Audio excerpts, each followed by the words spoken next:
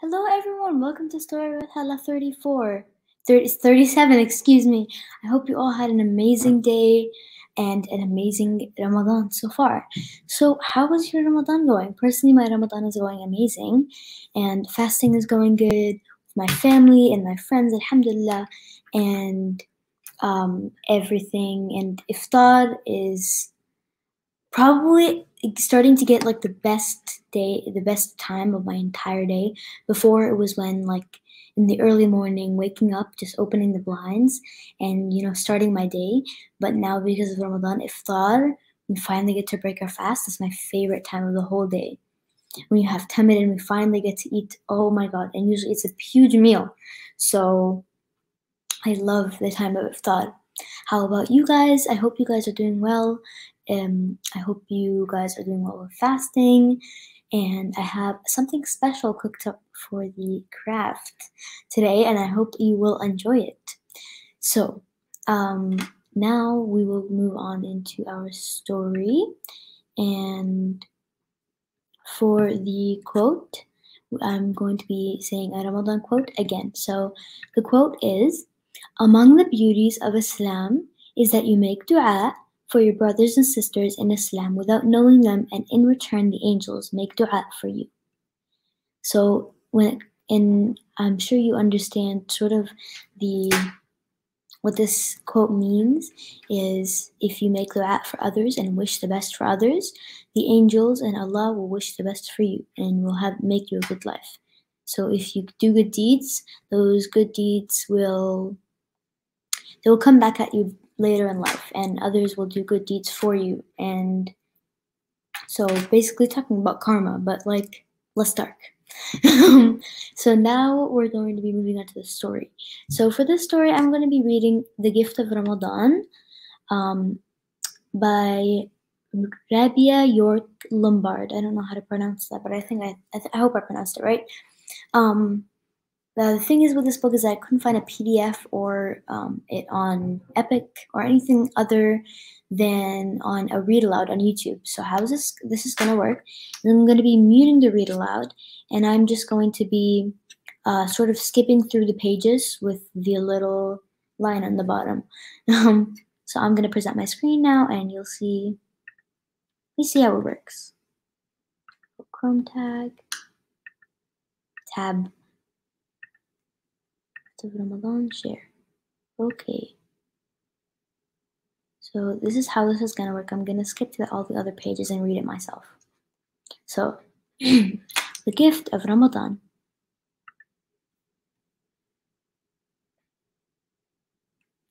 Sophia, oh, I think I missed a page. Oh, okay, there we go.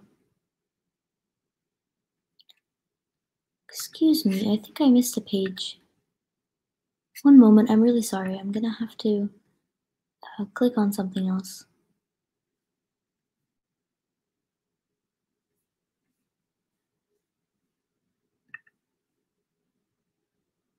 I'm not sure if this is the right one. I'm really sorry. I think I clicked the wrong read aloud, and there's a few pages missing from this one. So I'm just gonna click on the right read aloud. I cannot find it. Okay.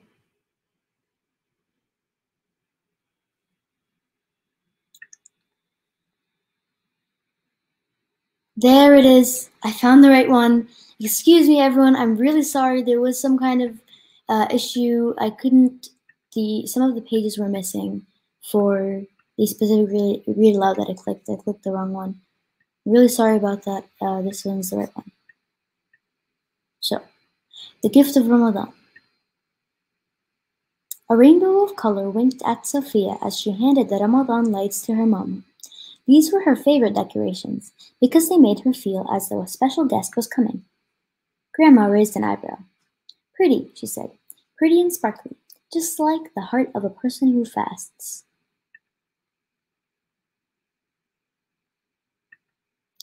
Sophia stopped twirling. "Really?" she asked. Sophia loved sparkles, glitter, stars, her new ring. It was a gift from Grandma for her birthday last month. Grandma stopped rocking. Really. Sophia knew that fasting was not to eat or drink from sunup to sundown. Sophia loved food, but she also loved sparkles. She turned to her mama. When does Ramadan begin?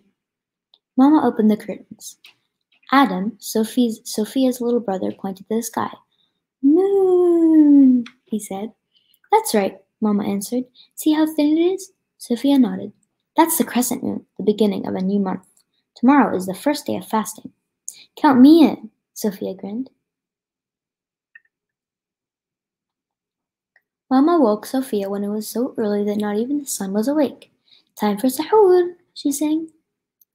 Sophia sat down to a breakfast full of eggs, fruit, and Dad's pancakes, but Sophia could barely keep her eyes open. You have to eat, Grandma told her. It will chase away the hungries. Sophia reached for a pancake, but a few minutes later...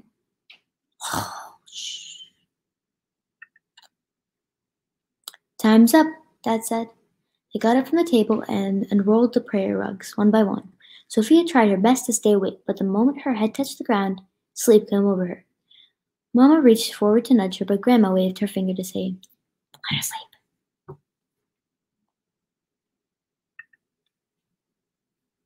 When Sophia woke for the second time, it was almost noon. Her tummy was empty, and her throat was dry. But even drinking water was against the rules. So Sophia decided to stay busy. She read for a while. She organized the clothes in her closet, from least to most sparkly. Then she drew, but her tummy began to gurgle louder and louder. Shh, Sophia said. I'm drawing. She glanced down at the paper. Yikes, she said. I've got to get out of here. As you can see, she's drawing all the food because she's so hungry. Sophia found Adam in front of the TV. In his hand was a humongous cookie. He waved it in front of her face and sang, Me cookie eat, yummy, yum, yum, yum, yum. Sophia's tummy roared. The cookie looked delicious. Please stop, she said, but Adam kept singing. Me cookie eat, yummy, yum, yum. Sophia clenched her hands and bit her lip. She wanted to yell, but instead she ran out the room, and her brother chased her. Adam was fast, but Sophia was faster. Sophia was so fast she ran out of breath. She needed to hide. Adam was still looking for her. Sophia turned on the light. Oh no, she thought. I've really got to get out of here. But she couldn't. Adam was stomping by, still singing that song. Me cookie eat, yummy yum yum. She plugged her ears. She closed her eyes. Sophia took a deep breath, and the scent of chocolate filled her nose. Because of the cookies. What is this? Asked Grandma. Sophia's eyes drifted to the floor. I got too hungry. There, my love. No one expects you to fast for an entire day. Grandma wrapped Sophia in a big hug. There's always tomorrow and the day after and then next. You have a full month to keep trying. Sophia twisted her ring. She wiped away her tears. But I wanted to feel sparkly now, she said. You are sparkly. I can see your sparkles glowing, Sophia shrugged. She didn't feel sparkly. And did you know, continued Grandma, there are other ways to celebrate Ramadan? Sophia thought about that. She knew Mama read the Quran. Maybe it would give her head sparkles, but Sophia couldn't read it, not on her own. And her dad was always sharing things with family, friends, and strangers. He said that Ramadan was a time for charity, a special kind of sharing for those who need extra help. But Sophia didn't have any money.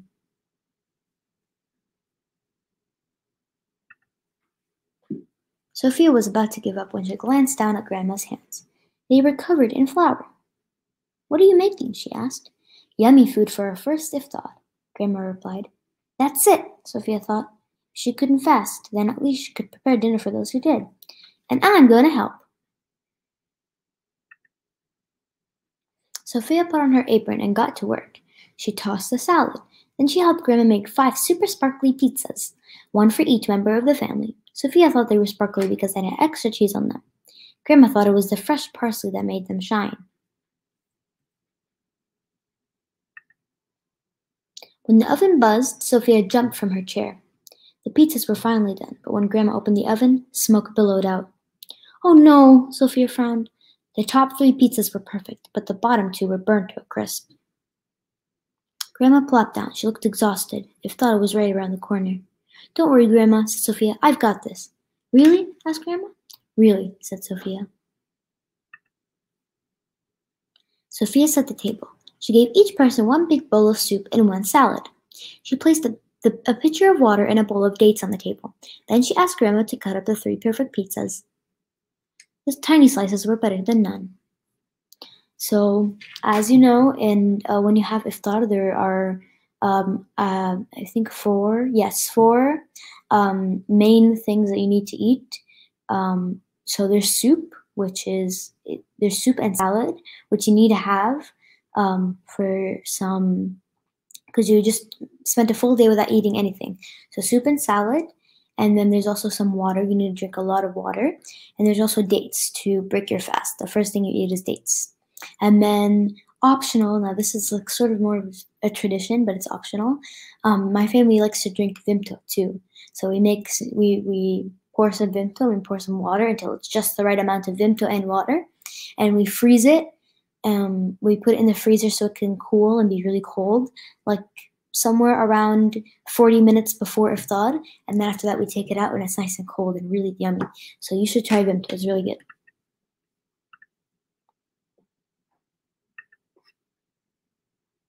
Sophia's family gathered around the table. They raised their hands and offered thanks. Then they each drank water and ate a date.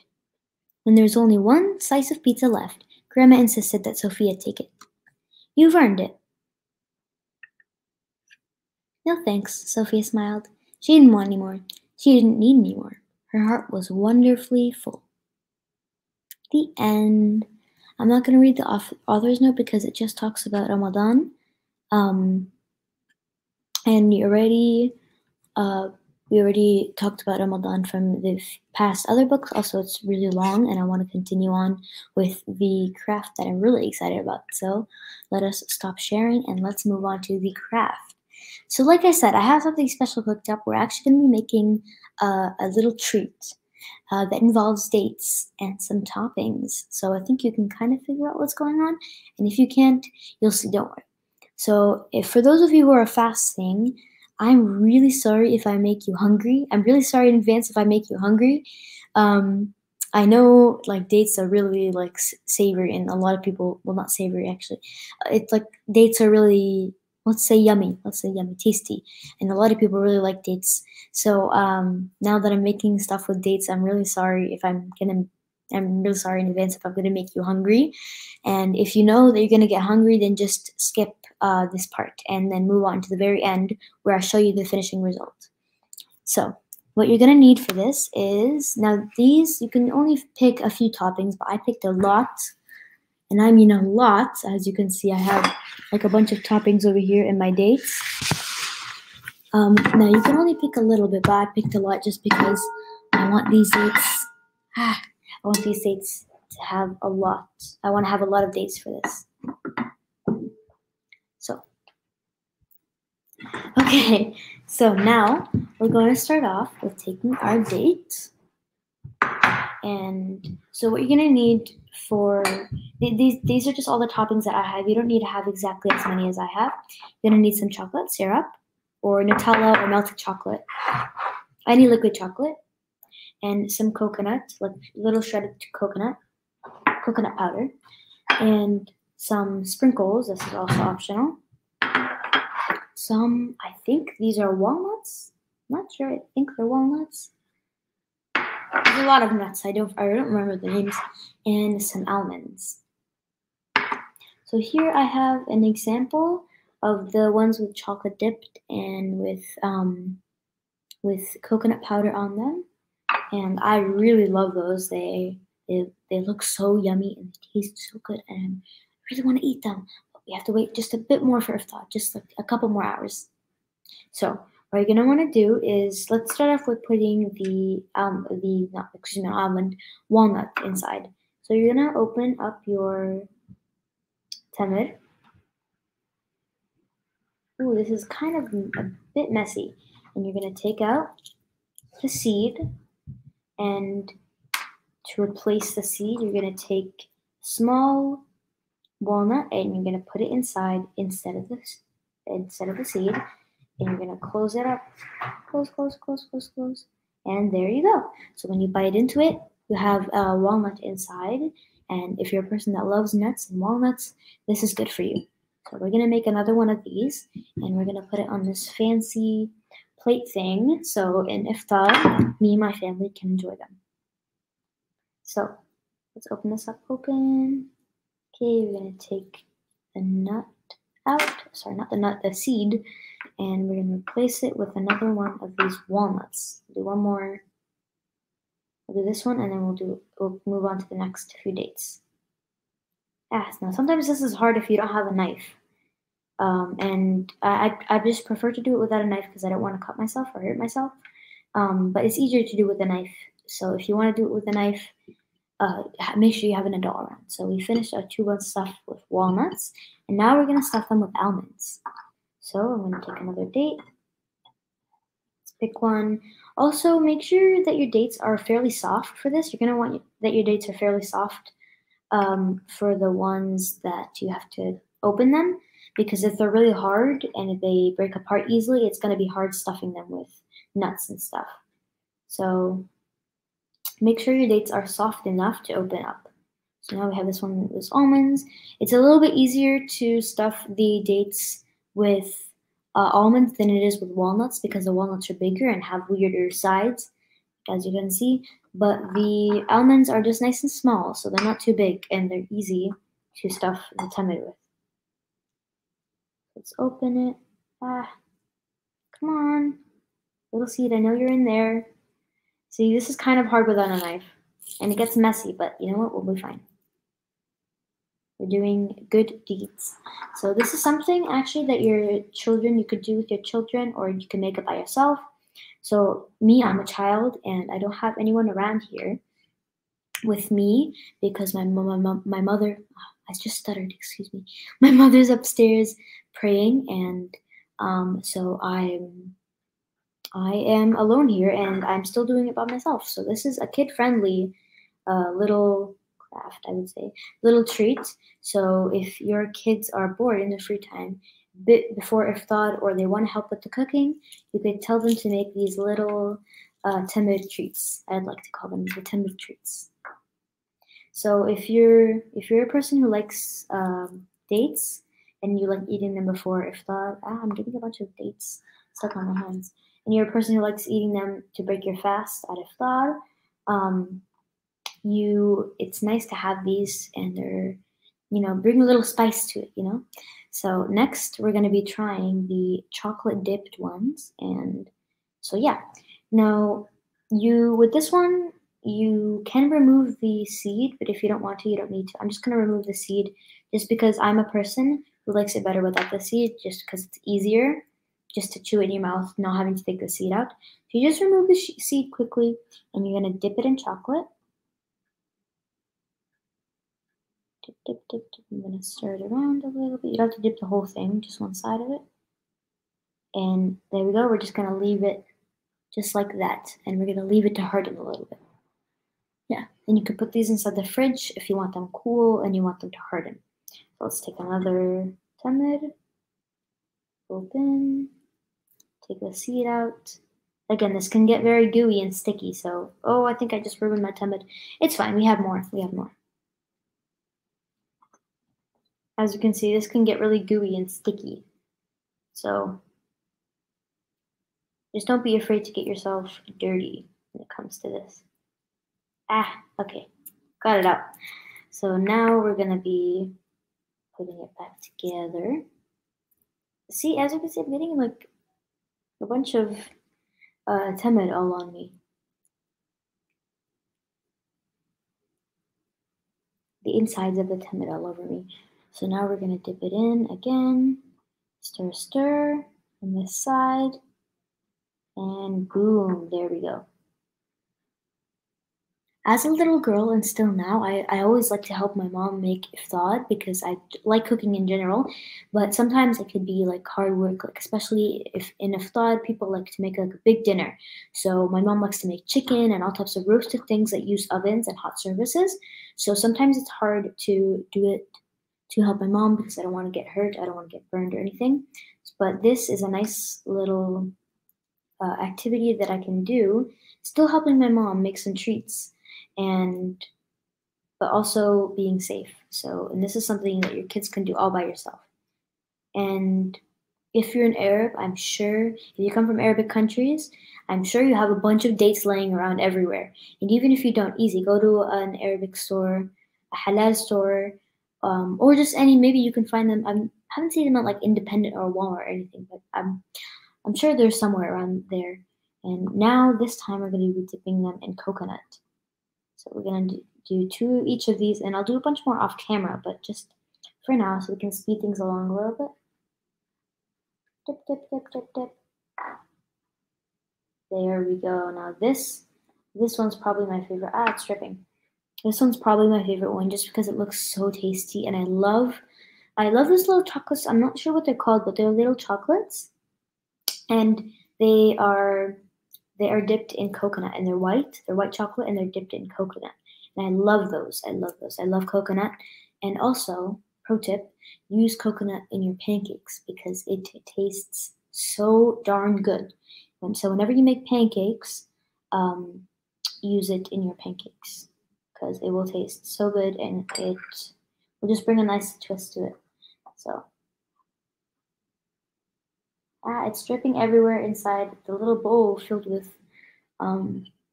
coconut powder, but you know what, we'll be fine. So now we're gonna move on to the fun part. Sprinkles! I love sprinkles so much. This all smells so good.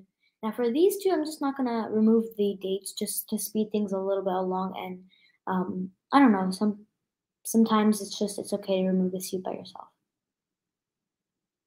So, but I still made a bunch without the seed inside, so. And would you look at that? It's a fun little tamid.